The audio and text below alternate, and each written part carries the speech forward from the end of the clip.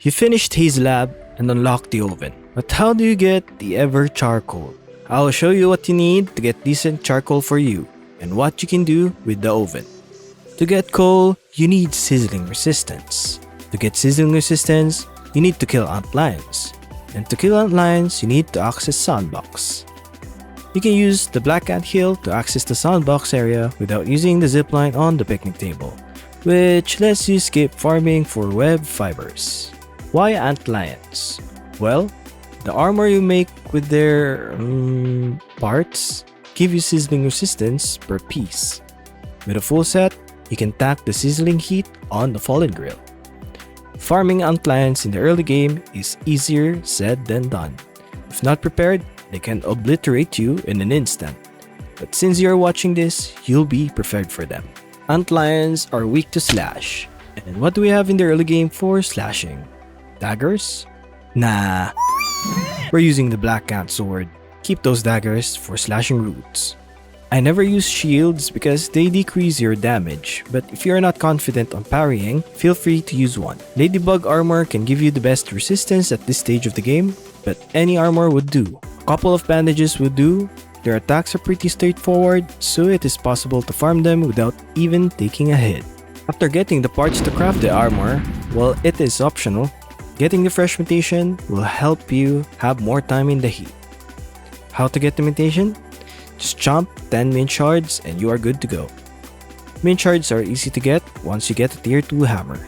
There is a mint container near the spacer which gives you enough mint to max out the mutation. We're all prepped up and go to the grill. We're doing this the intended way, as there are ways to go up the grill. You can build up or you can just destroy the rock blocking the way up using a brat burst. If you just finished the Haze Lab, you should have gotten spare ones in the lab. Just equip the whole set plus the mutation with the tier 2 hammer and you should be good to go collecting all the coal you need.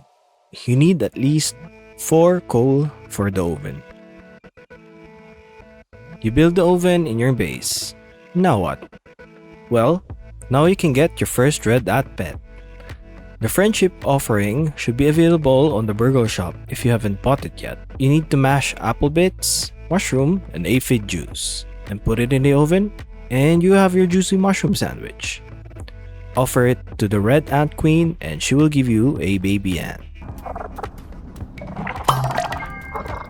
The baby ant will provide you a buff to hold more planks than usual, and acts as a secondary inventory for your venture.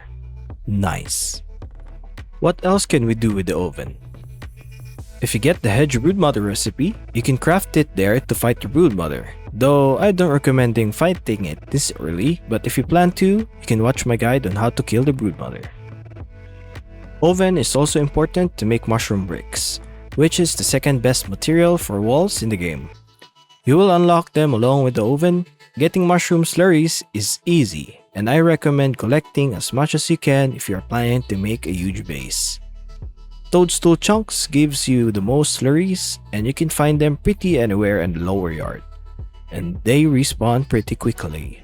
And lastly, the most important thing you can cook in the oven are the gloves and jewels, which you will unlock after getting the assistant manager key and getting the sandbox chip. These are used for upgrading your weapons above level 5 and provide you with flavored weapons. They are also materials to create the most powerful weapons in the game, like the acid edge and the spicy Koltana. Now, you are set to tackle the dangerous upper yard.